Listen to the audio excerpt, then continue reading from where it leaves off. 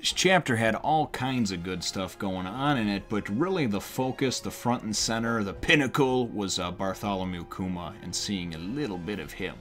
One Piece, Chapter 473, Warlord Bartholomew Kuma appears. I ain't messing with this dude Kuma, I'm just saying. Well, hello, my brothers and sisters of the Nerd Nation. I, as always, am Jim, and I'm here to bring you another review on the awesome and tantalizing, dark and terrifying and Shichibukai-filled tale of One Piece.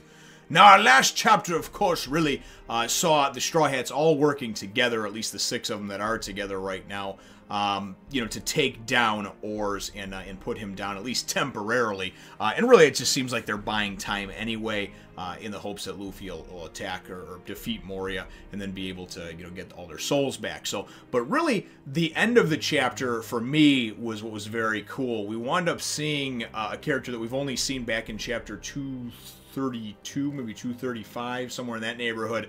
And that is Bartholomew Kuma, one of the 7 warlords of the sea. This giant dude, tiny little legs, which most of Oda's characters have, which leads me to believe that Oda maybe does not believe in leg day. I don't know, just if you look, even his sexy women still have tiny little stick legs, gigantic breasts that could make them float in the ocean in the heaviest of storms and seas, but tiny little stick-like, bird-like legs. And Kuma's no different, just this big hulking upper exterior, this 15, 20-foot tall character that carries this Bible, and he's got this hat on down kind of low. And anyway, so that was really the appearance of him at the end of the chapter. For me, that was the high point of it, and that's ultimately how the chapter left off. This chapter, though, it winds up taking a turn. We see for the first several pages, we wind up actually seeing the aftermath of Oars having been knocked down. We actually find out that he's stuck. His horns have stuck into the ground, and then they're all like, and you see this kind of gleam in the eyes of all the Straw Hats, and they're like, oh, really? You're stuck, huh? So they all just start beating the shit out of him until he winds up getting free, and then they're like, retreat, run, And this is where it comes into play, and this is where really Zoro steps up and mans up in a lot of ways. And he's always been like this, but these are the moments that really shine for me, at least with him. Everybody else is basically just like, hey, Frankie says, hey, we're just trying to buy time until Straw Hat can, free the shadows and everything like that and defeat Moria. And Zoro's like, the fuck? What are you talking about? Dude, okay, he's a zombie and he picked a fight with us. We're not going to go and hold back. We're just going to take him down. That's what we're going to do. Plus, he's like, I got this new sword I got to test out, the Shusui, and I got to test this bad boy out, this Black Blade, and, perfect opportunity to do that. And Sanji even agrees with Frankie. He's like, listen, man, yeah, let's just hold him off, do what we got to do, buy some time, right? And Zoro's like, you do whatever you want. You want to bitch out, you want to pussy out, you want to be a chicken fucker, that's fine, right? Go ahead. But I play for keeps. I'm here to take him down. I'm not worrying about relying on Luffy. Now, the thing about that is that can be a double-edged sword, too, because it's nice to go and have that person that can go and take command and can have that intestinal fortitude and just all those, and have his wits about him and really want to go and push through and complete a task. However, that can be problematic when it comes to who's the leader. Now, we've seen that Zoro in the past has relinquished that title and said, hey, listen, I stand by what Luffy says, right?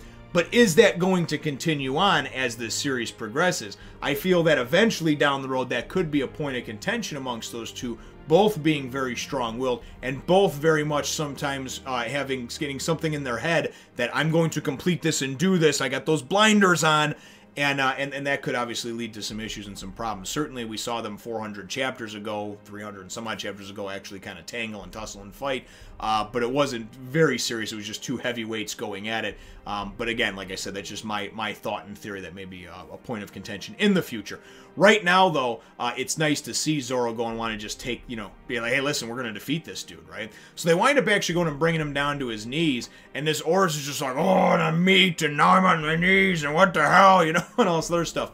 But the real, I guess you would say, the real high point of this chapter, though, for me anyway, was not only the appearance, but actually getting to, see Kuma a little bit in action, getting to hear him speak a little bit. We don't know exactly why he's here. We know that Nami winds up running out. She finds out about the secret entrance out there and winds up coming upon Perona and is like, what the fuck? You're trying to take my ship and my stuff. And right as Perona's about to go and attack her with the negative hollow ghost, and we know that out of the Straw Hats, the only one that's had any effect on Perona, of course, was Usopp. He's not there right now. You're thinking, oh, this is going to be bad. Nami's looking hot in her wedding dress, but, you know, she can't prevail against Perona. Well, then we go and we see in the mix, man, some of the zombies wind up warning Perona, you know, about Kuma being there, you know. And then they say, and we don't know what his powers are at this point yet. He's a big dude that carries a Bible. But he says, some of these zombies say, hey, listen, he made some of our other zombie brethren just, like, disappear like that, right? So Perona goes, and at first she's like kind of being a little bit submissive to him, and oh, this and that, and I'm actually here, and I'm actually not with Gecko Moria anymore, I'm leaving, blah, blah. She's explaining herself, and then she's like, oh, fuck, I don't need to explain myself to you. I'm strong enough and powerful enough. I'll take your ass down and leave you as a parting gift for Master Moria, for Gecko Moria, right? So Kuma goes, and as she goes to do these negative hollows and everything else, all of a sudden we just see in the next page, man, I don't know if Kuma snapped his fingers or what, but she's just gone. She's just fucking out of there, right? And you're like, whoa, what is this dude's deal, right? What is this dude's power, you know? Prior to that, he actually even asks her, he says, because she says she's leaving, he goes, if you were to go on a vacation, where would you go? And she's like, well, I'd go to a haunted mansion, this and that, with the, you know, and she goes and lays this whole thing out for him, and then that's when she comes to her senses, like, I shouldn't be talking to this douche. I can do what I want. And what that shows me is that the 7 warlords, even though they're all appointed with the same title, the Shichibukai, the 7 warlords, they don't like each other. I mean, we saw that obviously as evidenced, you know, way back a few hundred chapters ago when Kuma showed up with Doflamingo, and then all of a sudden Mihawk showed up, and it seemed like just nobody really gave a shit about each other. It seemed like they all kind of have just a moderate distaste for each other. But you would think, I mean, obviously strength in numbers, and even though they're all these like indomitable super beasts, why not go and team up? You guys have all been sanctioned by the world government to basically legally do what the fuck you want, you know? You would think that, you know, a few of you would get together and be like, hey, let's tear this shit apart, right? You know what I mean? We can really tear shit up if we put the strength of 2, 3, 4 of us together. Again, just my personal opinion, but it seems like they obviously have a strong distaste or even hatred for one another. So for whatever reason or other, he's there. He asks Nami, though. He says, Monkey D. Luffy says, "Oh, you're the pirate girl, the thief, you know." And he obviously knows her from her wanted poster. And he says, "You're with Straw Hat, you know, Monkey D. Luffy's crew. Does he have an older brother?" And she's just like, "Well, yeah. What are you talking about? What do you want to know about Ace?" And he's just like, "That's none of your business." And he kind of like beams to her and then just walks right past her, right? Now Nami, you know, was like, "Whoa, what?" They're trying to kind of almost slow him down with their words for a second. I think she thought better of it after that because she probably thought about Perona disappearing. But Nami's like, man, I gotta warn Luffy. What's this dude's deal? Whatever he's here for, looking for Moria for, he also wants to know something about Ace. And I don't know if it has to do with the events on Banaru Island, obviously between Blackbeard and Ace, where we were kind of left hanging, you know, 30 chapters ago or whatever that was.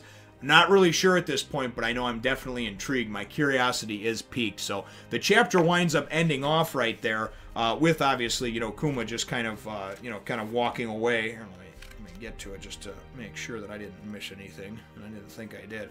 Kuma just goes through everybody, and then basically is just like, all right, I'm fucking taking off. Oh, I'm sorry, I almost forgot over here. Yeah, that was the second to last page. The last page is Luffy, and he's going, oh, I caught you, and then it turns around, and it's actually Gecko Moria's shadow. He got tricked, blah, blah, blah.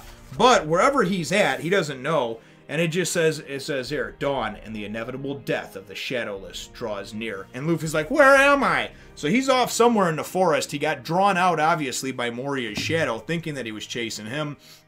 Moria somehow or another pulled an okie doke on him, and that's how the chapter ends off. So I'm assuming the next few are going to have to do with solely on Luffy fighting Moria to try to get their shadows back. I don't know. I know that the shit's about to come to a head, though. Perona was trying to take off with everything, the treasure, the food, on the Thousand Sunny. All of a sudden now Kuma appears. Kuma looked like a big giant-ass freaking panda bear or something, man. Real cool shit, man. Anyway, that's how the chapter wraps up. My chapter question for you, brothers and sisters, are what are your initial thoughts on Bartholomew Kuma? We know that all the 7 warlords are very powerful, very formidable opponents, and we've seen him just briefly before. But now that we've kind of seen him in action and heard him actually say a few words and everything else, What are your thoughts on Kuma? Do you think that he is a good character, a great introduction? Did you like his introduction? Let me know what your answer is to that question, or that series of questions is, in the comments down below. Feel free to hit the thumbs up, the like button if you should think that I deserve it, and subscribe if you haven't done so already. We will look forward to catching all of you in the next one, Nation. Thank you for watching, and remember to follow me on my Twitter, my Facebook, and my other channels.